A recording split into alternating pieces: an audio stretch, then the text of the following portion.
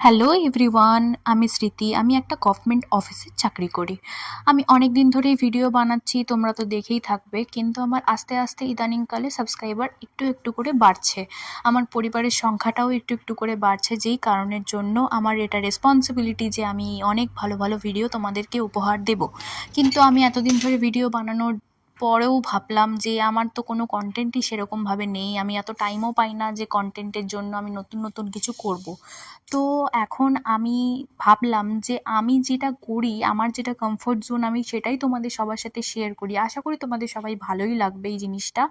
আমি আমার অফিস টাইমটা তোমাদের সবার সাথে শেয়ার করতে চাই। আমি কিভাবে আমার সারাদিনটা এত বিজি শিডিউলের মধ্যে দিয়ে পার করি, আমি চাই সেটা তোমাদের সবার সাথে শেয়ার করতে। আশা করি ভিডিওগুলো তোমাদের ভালোই লাগবে।